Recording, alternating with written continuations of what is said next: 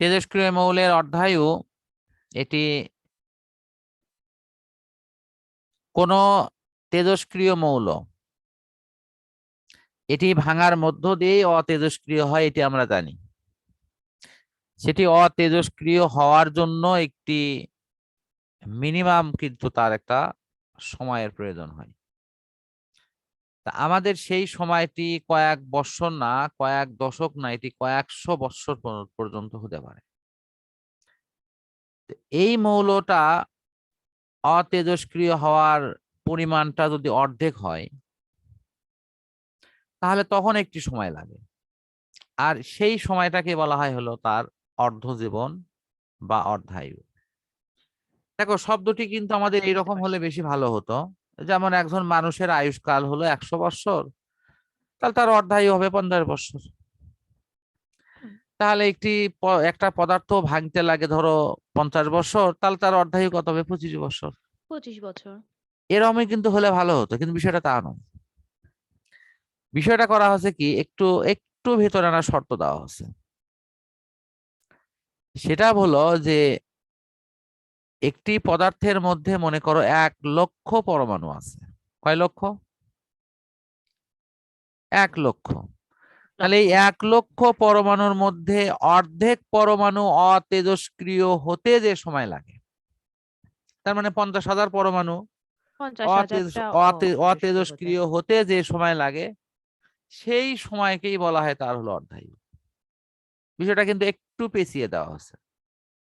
মানে বাকি অর্ধেক পরমাণু কতদিনে মানে হবে সেটি আবার দরকার নাই, প্রথম অর্ধেক অংশটা হতে কতদিন লাগে। জি স্যার, বুঝতে পারছি। হ্যাঁ, হ্যাঁ।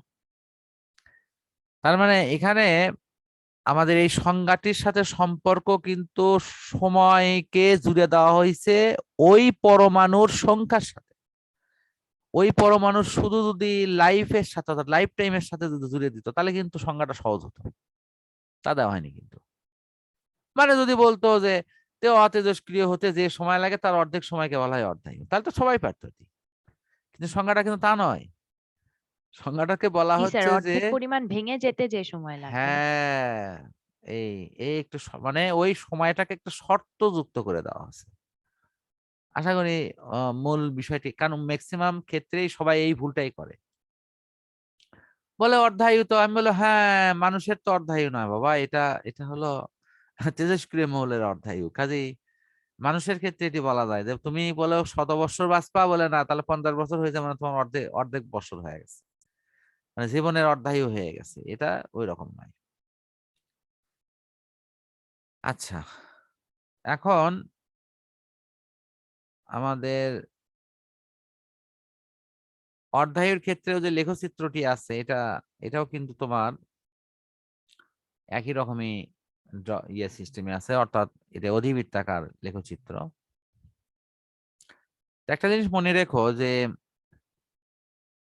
যখন কোনো রিলেশনকে আমরা বিপরীত সম্পর্ক অর্থাৎ ব্যস্তানুপাতিক সম্পর্কে প্রকাশ করা হয়, সম্পর্কটা ব্যস্তানুপাতিক বা বিপরীত দিকে যায়, কমে যায়, বাড়লে কমে, কমলে বাড়ে, এইরকম কিছু হয়, তখন এর বিষয়টা হয় কিন্তু ব্যস্তানুপাতিক। ব্যস্তানুপাতিক, হ্যাঁ। এবং তুমি যদি, আমি সমীকরণের শুরু থেকে দেখাচ্ছি, বাট আমি একদম শেষ লাইনটা আগেই দেখাচ্ছি তোমাকে।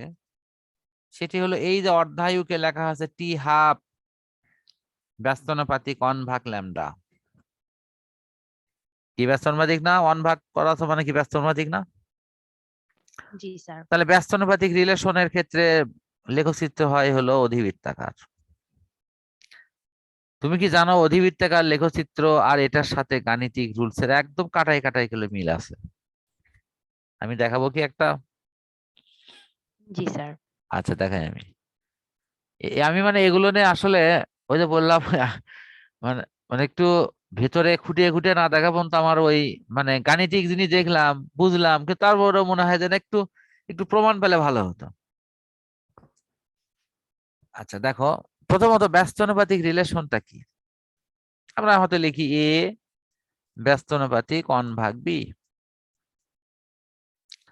তার মানে এখানে তো এভাবে লেখা হয় এ ইজিক্যাল টু কে ইন্টু 1/b। তার মানে A B is equal to কে, কি রিলেশনটা হ্যাঁ এটাই তো? তার মানে গুণফলটা সবসময় ধ্রুবক। হ্যাঁ ইয়েস, এই আমি এই অ্যাবসলিউটলি রাইট, আমি এই অ্যান্সারটি চাচ্ছিলাম।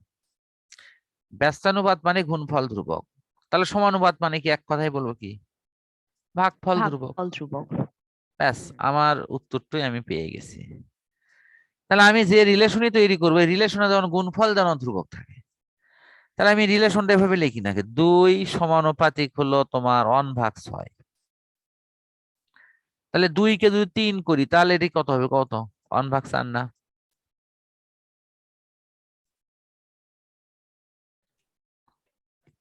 তার কিনা হ্যাঁ, বলো? কারণ গুণফলটা ধ্রুবক থাকতে হবে 12। হ্যাঁ হ্যাঁ, তাই তো হবে, এবং সেটাই স্বাভাবিক। তারপরে আমি এটাকে এটাকে যদি আমি এখন এটাকে যদি 6 লিখি তাহলে 1/2 না? বিষয় এটাই তো। এখন আমি এটি জি একটু স্যার। বাস্তবে লেখচিত্রের সাথে একটু মিলে নিই।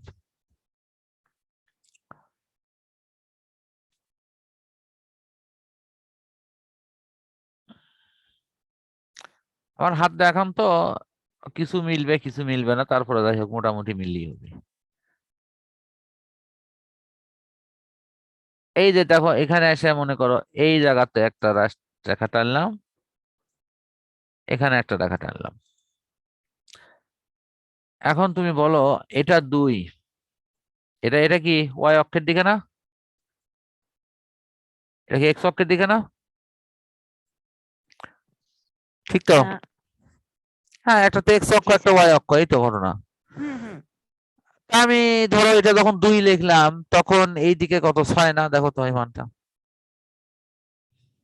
হ্যাঁ আবার যখন মানে আমি এখানে y এর 2 দিকে লিখলাম, যদি আমি 2 যখন নিই তাহলে এখানে x 2 এর দিকে লিখলাম তখন এখানে 6। মান কত, 6 না? হ্যাঁ এই যে এইদিকে দেখো তখন জি মিলছে কি? স্যার। জি স্যার। তো এই মানে গণিতবিদেরা যে এগুলো মিলাছে আমার, শোনো, কোনো ব্যক্তি যখন বলে যে আমি আল্লাহকে বিশ্বাস করি না, ঠিক আছে, আমি তাকে খালি এটুকু বলি যে তুমি একটু বিজ্ঞান, কারণ এই বিজ্ঞানটাকে তো কেউ অস্বীকার করতে পারবে না, বা করছেও না, কেউ কেউ বলছে না তো যে বিজ্ঞানের এই জ্ঞানটা মিথ্যা, এই রুলস গুলো নয়, তা তো না। যে হ্যাঁ তা তো এই রুলস গুলো যদি ঠিক হয়, হ্যাঁ তাহলে অবশ্যই এই রুলস গুলোর পেছনে কোনো একজন নিয়ামকের ভূমিকা আছে, যে সুশৃঙ্খল ভাবেই এগুলো তৈরি করছে। তা না হলে এই জিনিস এত এইভাবে রুলসে মিলতোই না। আমি তো মাঝে মাঝে হ্যাঁ বিভিন্ন সেটাই। গাণিতিক ক্যালকুলেশন নিয়ে বিরক্ত হয়ে এলে কি কি জন্য, কিন্তু এগুলোও দেখা যায় যে ওই একটা জায়গায় গিয়ে মিলে যায়।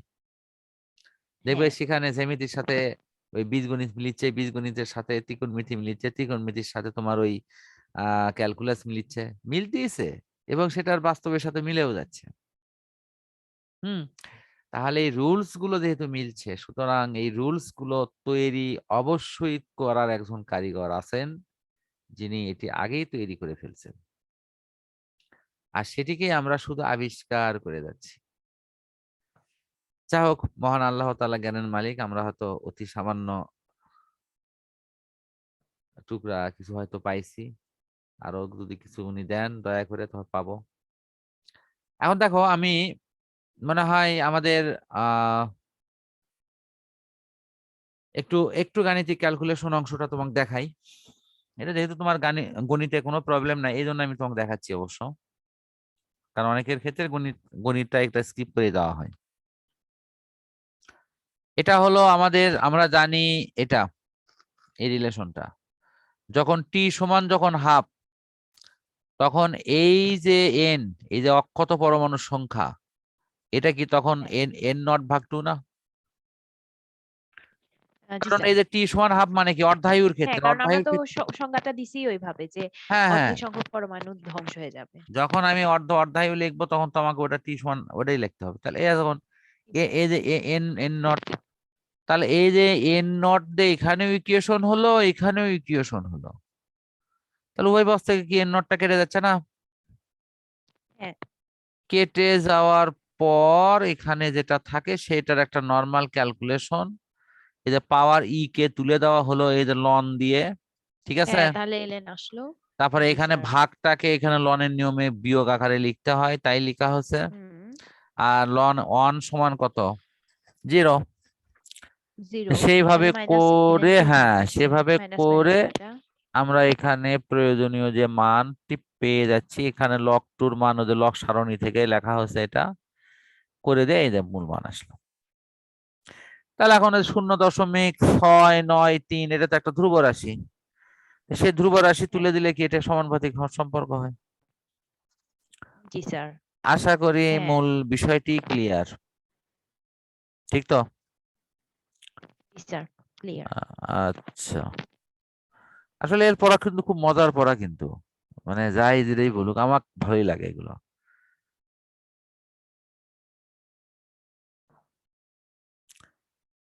এখন দেখো এই যে এগুলো তো সূত্র, সূত্র মানে গাণিতিক অংশ। আচ্ছা, গাণিতিক অংশ এখানে আছে বিধায় আমি জাস্ট হয়তো তোমাকে বলছি আর কি, তুমি দেখো। এই যে আহ, ই ই যেখানে ই যে আছে তো সূত্রটা, তো ইটাকে তোলার জন্য আমরা এখানে লন নেব, লন নিলেই আমাদের কাজটি কিন্তু কমপ্লিট হয়ে যাবে। আর লনের মান তো তোমার ক্যালকুলেটর থেকে পরে বের করাই যাবে। জি স্যার, তো ক্যালকুলেটর টিপলে বের করা হুম, যাবে। ওই ইটাকে লনে নিয়ে যাওয়াটাই ওখানকার মূল কাজ। হ্যাঁ। তো ঠিক আছে, আমার মনে হয় আমরা আজকে এই পর্যন্তই রাখতে পারি। সামনের দিন আমরা গড় জীবন থেকে ইনশাল্লাহ শুরু করব।